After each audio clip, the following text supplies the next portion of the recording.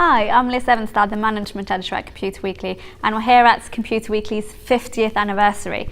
But we're not just celebrating the magazine's birthday, we're also celebrating 50 years of technology innovation. And I'm here with Pilgrim Beart from Device Pilot.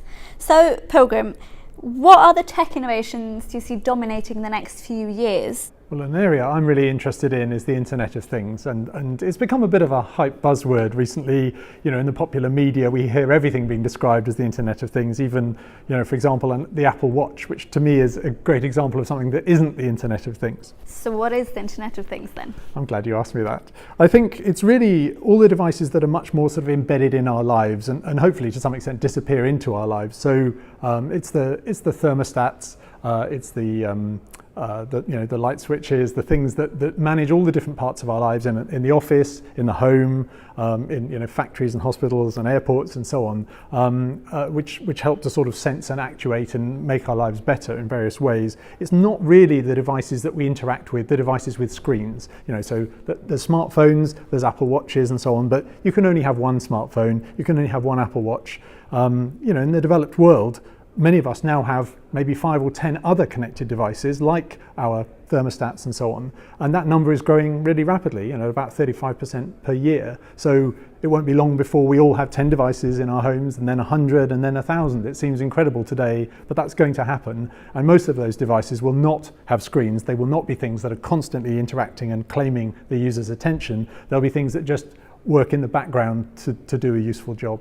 So how do you manage all of these devices if you've got 1,000 devices? Well, that can be a big problem. So the company I started before Device Pilot was called AlertMe, and we built this connected home platform, which became the UK's best-selling connected home platform, and we sold it to last year to British Gas. It's now known as Hive, and I think that was one of the biggest lessons we learnt from that, actually, as we engaged with normal consumers to deliver this connected thermostat proposition, how hard it is to actually deliver something that's simple, that works for people who are not IT experts. They just expect stuff to work.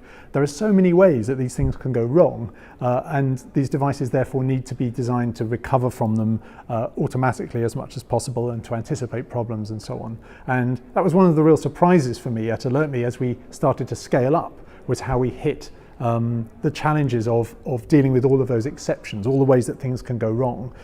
Probably 80% of the time and money and lines of code that we invested were actually in all the ways that things can go wrong, rather than in the primary function of each device.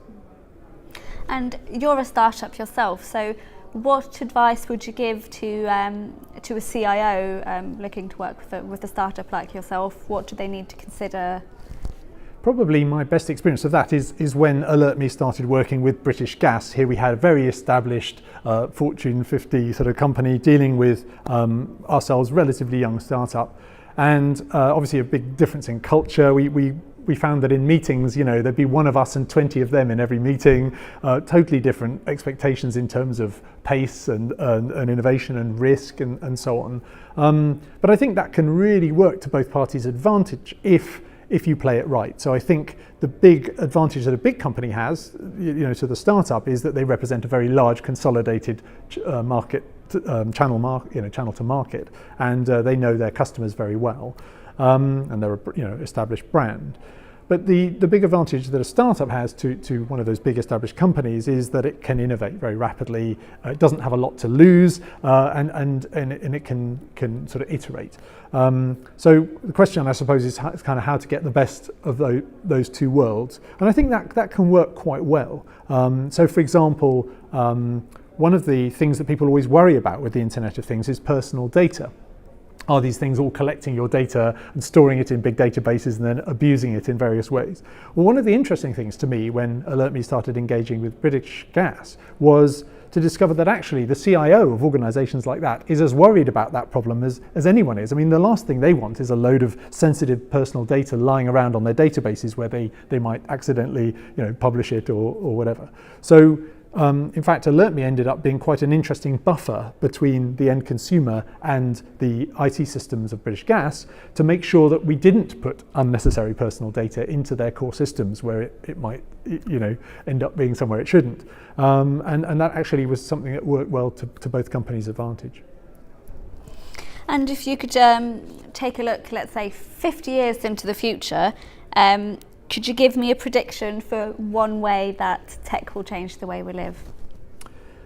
Well, everyone's very focused on the exciting advances in artificial intelligence at the moment, and that's definitely kind of the single most exciting sort of algorithmic thing that's going on at the moment. And clearly that could change the world a lot. But I think for me that's a part in some ways of what's happening with the Internet of Things, which is that, and again, from AlertMe, we discovered that it's actually very hard to make devices simple. You have to put a lot more work in to make a device simple to use, to anticipate all the problems and to sort itself out. And if we look at the evolution, even of things, like the iPhone or whatever that have been fantastically successful, part of the secret to their success is that they actually made things simple. They took some decisions on behalf of the consumer. They didn't just offer 10,000 impossible to use features. And so I think as we get more and more devices in our lives, more and more complexity, more and more technology, actually simplicity will become the thing that everyone values most. And therefore doing that extra work to make devices simple will be, the thing that makes companies successful. So I think if we look forward 50 years, we will have so much technology in our lives, it's going to have to look after itself. It can do that with AI, it can do that with device management. There's lots of techniques that need to be applied, but the end result has to be technology that disappears into the background and looks after us and helps us in our lives without constantly needing our attention. Very interesting. And I'm afraid that's all we have time for in this video. Many thanks, Pilgrim. And if you want to know